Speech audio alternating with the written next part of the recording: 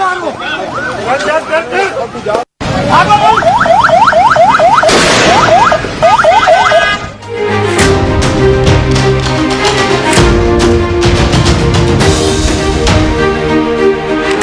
చూస్తున్న ఈ visual Pak occupied Kashmir, భారత భూభాగమైనటువంటి పాక్ ఆక్యుపైడ్ కాశ్మీర్లో జరుగుతున్న ఆందోళన.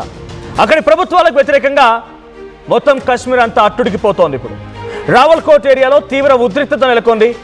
రణరంగంగా మారింది జాయింట్ అవామీ యాక్షన్ కమిటీ నిరసన. పాలనా వైఫల్యాల నిరసనగా భారీ ర్యాలీ చేపడుతున్నారు. అయితే ర్యాలీని భద్రతా బలగాలు కూడా అడ్డుకున్నాయి. పోలీసుల కాల్పుల్లో 150 మంది మరణించారు. ఇక 200 మందికి చాలా తీవ్రంగా గాయాలయ్యాయి. ఇటు పోలీసుల కాల్పుల్లో సామాన్య జనమే కాదు, సామాన్య జనం అండ్ అవామీ జాయింట్ యాక్షన్ కమిటీకి సంబంధించిన దాంట్లో కూడా వాళ్ళు చేసిన అటాక్స్తో 20 మంది పోలీసులు కూడా చనిపోయారు. రావల్కోట్ ఏరియాలో ఇంటర్నెట్ని నిలిపివేశారు. మొబైల్ సేవలు పూర్తిగా నిలిచిపోయాయి. సోషల్ మీడియాలో ఇప్పుడు వీడియోస్ అనేవి వైరల్ అవుతూ ఉన్నాయి. సో ఎలక్ట్రిక్ ఛార్జెస్ పెంచడం, అంటే ఎలక్ట్రిక్ బిల్ పెంచడం, పెట్రోల్ డీజిల్ ధర అదుపులో ఉండకపోవడం, విపరీతంగా ఇన్ఫ్లేషన్ రావడం, ట్రాన్స్పోర్టేషన్ ఛార్జెస్ పెరిగిపోవడం, ఇవన్నీ కూడా కారణం. వీటన్నిటి నేపథ్యంలో అక్కడ ప్రభుత్వాలకి వ్యతిరేకంగా రావల్కోట్లో సామాన్య జనం అంతా కలిసి ఒక కమిటీ ఏర్పాటు చేసుకున్నారు, జాయింట్ అవామీ యాక్షన్ కమిటీ. ఇప్పుడు ఈ కమిటీ నిరసన వ్యక్తం చేస్తోంది పాక్ ఆక్యుపైడ్ కాశ్మీర్ ప్రభుత్వాలకి వ్యతిరేకంగా. సో ఆ ప్రభుత్వాలకు వ్యతిరేకంగా నిరసన తెలుపుతున్న క్రమంలో ఇప్పుడు ఆ పోలీసులు ఆ కమిటీని నిలువరించే ప్రయత్నం చేస్తున్నారు. ఒకటే కాదు, వాళ్ళు ఎగెన్స్ట్గా ఉన్న అంశాలు ఏంటి అంటే ఎలక్ట్రిసిటీ ఛార్జెస్ పెంచడం విషయంలో ఎగెన్స్ట్గా ఉన్నారు. తర్వాత కాస్ట్ ఆఫ్ లివింగ్ పెరిగిపోయింది, గవర్నెన్స్ రిఫార్మ్స్ తీసుకురావడం లేదు, పథకాల ఇంప్లిమెంటేషన్ లేదు, political representation and reserved assembly seats విషయంలో, తర్వాత authorities on protection of political activity, అంటే పొలిటికల్ యాక్టివిటీ కంట్రోల్ సప్రెస్ చేస్తూ గవర్నమెంట్ అఫీషియల్స్కి అథారిటీస్కి ప్రొటెస్ట్ ఇవ్వడం, వాళ్ళకి ప్రొటెక్షన్ ఇవ్వడం పైన వీళ్ళంతా ఆందోళన వ్యక్తం చేస్తున్నారు. Electric charges, cost of living, inflation, government reforms, reserved assembly seats, political యాక్టివిటీని సప్రెస్ చేయడం, వీటన్నిటి విషయంలో ఆందోళన చేస్తున్నారు joint Awami action committee Pak occupied కాశ్మీర్లో. ఈ ఆందోళన కాస్త ఉద్రిక్తంగా మారింది. రోడ్లపైకి ఎక్కి ఆఫీసులని, కార్యాలయాలను నిప్పంటించే పరిస్థితికి వచ్చింది. నిప్పంటించి అధికారులని చుక్కలు చూపిస్తున్నారు సామాన్య జనం అండ్ కమిటీ సభ్యులు. సో ఇప్పుడు వీరంతా కూడా ఆందోళన వ్యక్తం చేస్తున్న తరంలో పోలీసులు వారిపై లాఠీ చార్జ్ చేస్తున్నారు, పోలీసులు ఫైరింగ్ చేస్తున్నారు. ఈ ఫైరింగ్లో ఇప్పటివరకు సుమారుగా 100 మంది సామాన్య 100 మంది నుంచి 150 మంది వరకు సామాన్య జనం చచ్చిపోతే పోలీసుల వైపు నుంచి కూడా 20 మరణాలు సంభవించాయి. ఇంకా చాలామంది ఆసుపత్రిలో చికిత్స పొందుతూ ఉన్నారు.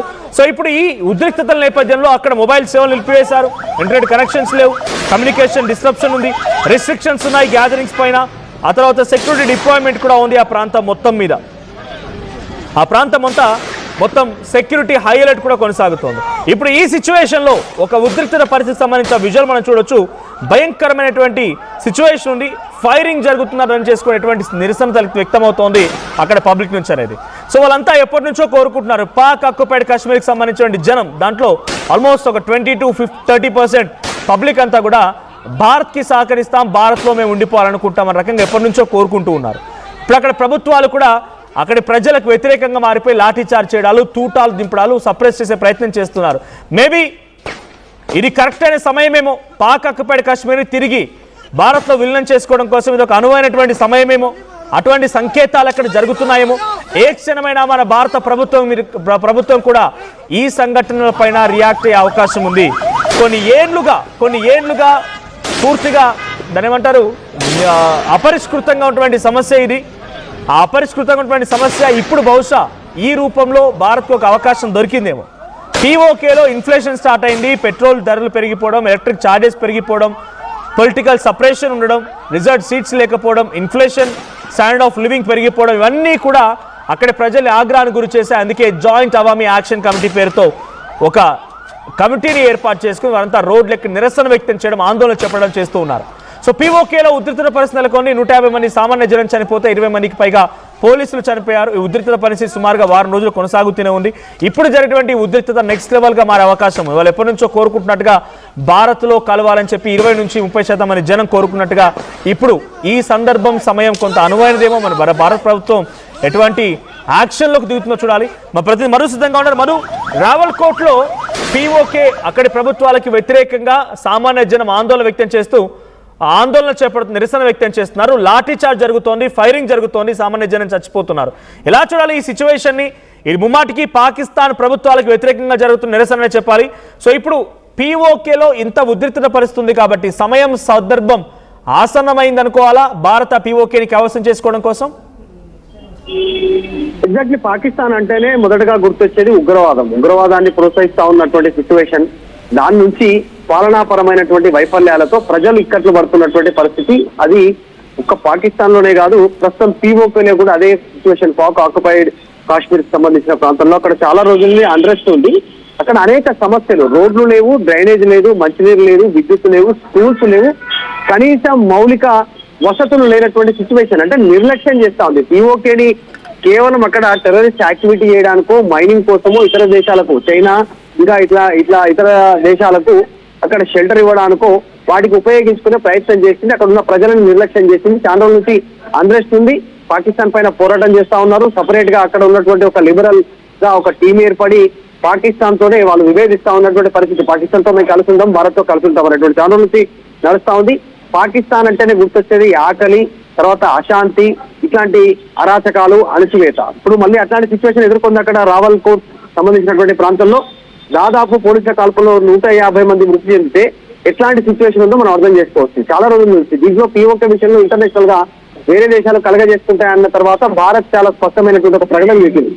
భారత్ అంతర్భాగానికి సంబంధించిన విషయంలో వేరే వాళ్ళు ఇన్వాల్వ్మెంట్ భారత్ కోరుకోవట్లేదు, వారు రావద్దు అనేటువంటి స్టేట్మెంట్ చేసిన తర్వాత అక్కడ పీఓకేల పరిస్థితులు మారిపోయాయి. అక్కడ ఉన్న ప్రజలు మౌలిక వసతులను కోరుకుంటున్నారు. అందుకే పాకిస్తాన్ తో యుద్ధం చేస్తా ఉన్నటువంటి సిచ్యువేషన్ ఉంది. వాళ్ళంతా కూడా త్వరలోనే ఒక కీలకమైన పరిణామం చోటు చేసుకునే అవకాశం ఉంది. ప్రస్తుతం ఆల్రెడీ అక్కడ కనీస వసతులు లేవు. ఉన్న కొన్ని వసతులు, ఇంటర్నెట్ కానీ, మొబైల్ కానీ, వీటన్నిటిని కూడా నిలిపేసినటువంటి పరిస్థితి ఉంది.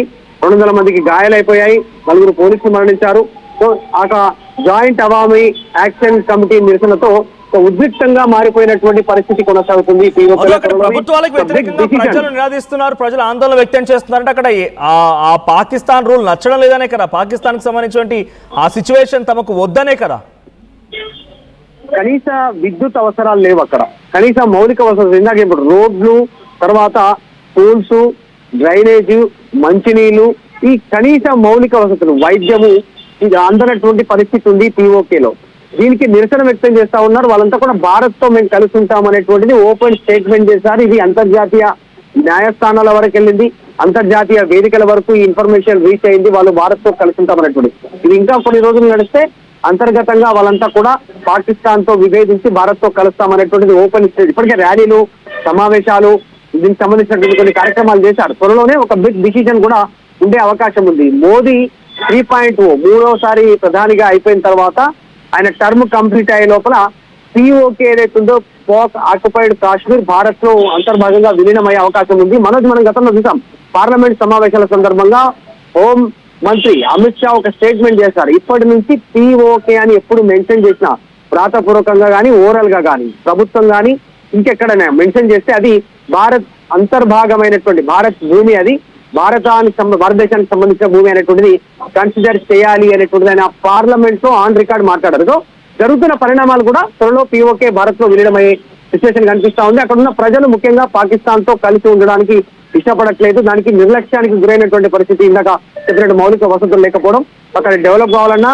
వారి జీవ వైవిధ్యంలో కాస్త మార్పులు చేర్పులు రావాలన్నా, మంచి జీవించాలనుకున్నా మంచి మార్పులు రావాలంటే భారత్ తో కలిసి ఉండాలనేటువంటి డిమాండ్ ఉంది. అందులో భాగంగానే ప్రస్తుతం జాయింట్ అవామీ యాక్షన్ కమిటీ ఏదైతే పోరాడుతా ఉందో అక్కడ దానికి సంబంధించి పాకిస్తాన్ ఆర్మీతో కానీ పాకిస్తాన్ తో త్వరలోనే ఒక బిగ్ స్టెప్ ఉండే అవకాశం కనిపిస్తా ఉంది జరుగుతున్న పరిణామాలు గమనిస్తుంది. అక్కడ జరుగుతున్న సంఘటనల పైన పీఓకే ఇప్పుడు సరైనటువంటి సమయం అనుకోవాలా? భారత ప్రభుత్వం అంటే అక్కడ పబ్లిక్ రివల్యూషన్ స్టార్ట్ అయింది, అక్కడి ప్రభుత్వాల వ్యతిరేకంగా పోరాడుతున్నారు. వాళ్ళు ఎప్పటి నుంచో భారత్తో కలవాలని రకంగా కొంత ఆకాంక్షిస్తున్నట్టు కనబడుతోంది. ఇది సరైన సమయం అనుకోవాలా భారత ప్రభుత్వానికి కూడా? అంటే అమెరికా లాంటి దేశాలు ఇన్వాల్వ్ అయ్యే ప్రయత్నం చేశాయి. మనం చూసాం, ట్రంప్ ఇప్పుడున్నటువంటి కాస్త ఏ రకంగా అయితే కొన్ని స్టెప్స్ పిచ్చి చేష్టలు, పిచ్చి ఐడియాలతో ముందుకు వస్తూ పిచ్చి స్టేట్మెంట్ చేస్తా ఉంటారు ట్రంప్ అమెరికా అధ్యక్షులు. ఇప్పుడు పీఓకే విషయంలో కూడా మనం చేశారు. పీఓకే విషయంలో నేను మధ్యవర్తిత్వం వహించడానికి సిద్ధంగా ఉన్నానని స్టేట్మెంట్ చేస్తే భారత్ నిరాకంగా ఒకే ఒక్క వర్డ్తో కొట్టిపారేస్తుంది. అది భూ అంతర్భాగం భారత్ సంబంధించినటువంటిది పిఓకే అనేది. ఇతర దేశాల ఇన్వాల్వ్మెంట్ ఒప్పుకోవడానికి భారత్ ఎటువంటి పరిస్థితిలో సిద్ధంగా లేదు అనేటువంటిది ఒకే మాటతో కొట్టిపారేస్తారు. సో ఫ్యూచర్ లో ఈ అవకాశాన్ని ప్రపంచ దేశాలు వారికి అనుగుణంగా మార్చుకునే అవకాశం ఉంటుంది. దీని ఏదో అంతర్జాతీయ సమస్యగా మార్చే ప్రయత్నం చేస్తారు. కాబట్టి అట్లా జరగకుండా ఉండడానికే ప్రస్తుతం పిఓకేలో ఉన్నటువంటి ఈ వాళ్ళంతా కూడా పాకిస్తాన్ వ్యతిరేకిస్తూ స్వతహాగా వాళ్ళే భారత్ తో కలిసి ఉంటామనేటువంటి స్టేట్మెంట్ చేస్తా ఉన్నారు. అంటే భారత్ వెళ్ళి అక్కడ ఏదో ఆక్రమించుకోవడమో దాన్ని ఆక్యుపై చేసుకోవడానికో సిద్ధంగా ఉంది అనేటువంటిది మెసేజ్ ఇవ్వడానికి సిద్ధంగా లేదు. పార్లమెంట్ లో స్పష్టంగా చెప్పారు అమిత్ షా మాదే అని. సో అక్కడ ఉన్న ప్రజలే భారత్ తో కలవడానికి సిద్ధంగా ఉంటే ఈ సమస్య శాంతిపూర్వకంగా మనం ఒక బుల్లెట్ వాడకుండానే ఇలాంటి ఒక బూటు ఒక ఆర్మీ అధికారి ఒక కాలు ముందుకు పెట్టకుండానే పని కంప్లీట్ అయ్యి పిఓకే భారత్ లో అంతర్భాగంలో విలీనం అయ్యేటువంటి సిచ్యువేషన్ అయితే కనిపిస్తా ఉంది. సో ప్రస్తుతం జరుగుతున్న పరిణామాలు అత్యంత కీలకం. చాలా రోజుల నుంచి జరుగుతూ ఉన్నాయి. గతంలో ర్యాలీలు తీశారు, అంతర్జాతీయ వేదికల పైన పోయి నినదించారు, శాంతి ర్యాలీలు చేశారు, ప్రభుత్వం మీద వ్యతిరేకంగా పోరాటం చేస్తున్నారు పాకిస్తాన్ ప్రభుత్వం మీద, ఆర్మీ పైన వాళ్ళు. కాబట్టి త్వరలోనే ఒక కీలక స్టెప్ ఉండే అవకాశం కనిపిస్తా ఉంది, కీలక మార్పు జరిగే అవకాశం కనిపిస్తుంది. Right, thank you Madhu. So మొత్తంగా పిఓకే పాక్ ఆక్యుపైడ్ కాశ్మీర్, భారత భూభాగమైనటువంటి పాక్ ఆక్యుపైడ్ కాశ్మీర్లో రావల్కోట్ దగ్గర జాయింట్ అవామీ యాక్షన్ కమిటీ పెద్ద ఎత్తున ఆందోళన వ్యక్తం చేస్తుంది. అక్కడ ఎలక్ట్రిసిటీ కట్ చేశారు, ఇన్ఫ్లేషన్ స్టార్ట్ అయింది, కాస్ట్ ఆఫ్ లివింగ్ పెరిగిపోయింది, పొలిటికల్ సపరేషన్ స్టార్ట్ అయింది, ఆ తర్వాత రిజర్వ్స్ అసెంబ్లీ సీట్స్ కోసం నిరాధాలు కొనసాగుతున్నాయి. వీటన్నిటిని కలగలిపి అక్కడ ప్రభుత్వాలకు వ్యతిరేకంగా సామాన్య జనమే ఓ కమిటీగా ఏర్పడి పోలీసులను తరిమి కొడుతున్నారు. పోలీసుల వైపు నుంచి కాల్పులతో 150 మంది సామాన్య జనం చనిపోతే సుమారుగా 20 మందికి పైగా పోలీసులు కూడా చనిపోయారు అటు అవామీ యాక్షన్ కమిటీ యాక్షన్తో. సో ఇప్పుడు ఈ సిచ్యువేషన్ ఎక్స్ట్రీమ్గా మారుతోంది. ఇది ఒక సరైనటువంటి సమయం సందర్భంగానే భారత ప్రభుత్వం భావిస్తుందా? అక్కడ ప్రభుత్వాలకి వ్యతిరేకంగా వాళ్ళు పోరాడంతో పాటుగా భారత్లో విలీనం అవుతామన్న రకం గతంలో కూడా ఆశించినట్టుగా తెలుస్తున్న నేపథ్యంలో ఇప్పుడు సరైన సందర్భం సమయం చూసి భారత అటువంటి ప్రభుత్వాలని ఆర్మీని వెనక్కి పంపించేసి పిఓకే ఎప్పటికైనా మాదే అనే రకంగా వాళ్ళు మాట్లాడుతున్నారు. కాబట్టి దాని పనిలో పూర్తిగా విలీనం చేసుకుంటుందా, పిఓకే అనేది లేకుండా చేస్తుందా అనేది చూడాల్సిన అవసరం అయితే ఉంది. But for sure be proud to be an Indian. డెఫినెట్గా రేపటి రోజున ఇటువంటి ఒక యాక్షన్ తప్పకుండా వస్తుంది. ఆ పాక్ ఆక్యుపైడ్ కాశ్మీర్ని భారత్లో కలిపేసుకుంటుంది మన ప్రభుత్వం అయితే, మన ఆర్మీ అయితే చాలా ప్రగాఢమైనటువంటి నమ్మకం, విశ్వాసం అయితే ప్రతి భారతీయ పౌరుడికి కలిగింది మొన్నటి ఆపరేషన్ సింధూర్ తర్వాత నుంచి. ఇప్పుడు అక్కడ ఇంటర్నెట్ సేవలు నిలిపివేశారు, మొబైల్ సేవలు నిలిపివేశారు, కమ్యూనికేషన్ కట్ చేశారు. మొత్తం ఒక ఎమర్జెన్సీ సిచ్యువేషన్ తలపిస్తోంది పాక్ ఆక్యుపైడ్ కాశ్మీర్లో. మరి దీన్ని అక్కడి ప్రభుత్వాలు ఎంత అణిచివేద్దామని చూసినా, అంత సప్రెస్ చేద్దామని చూసినా అంతకు రెట్టింపు ఉత్సాహాన్ని తీసుకొచ్చుకొని సామాన్య జనం పోరాడుతూ ఉన్నారు. దీనికి అటు ఎటువంటి సహకారం భారత ప్రభుత్వం నుంచి వస్తుంది, భారత ప్రభుత్వం దాన్ని స్వాధీనపరుచుకునే క్రమంలో ఈ అవకాశాన్ని సద్వినియోగం చేసుకుంటుందా, ఎలా ఉంటుందో చూడాలి. బట్ రావల్కోట్ మాత్రం అట్టుడికి పోతోంది, అగ్ని జ్వాలలా మారింది.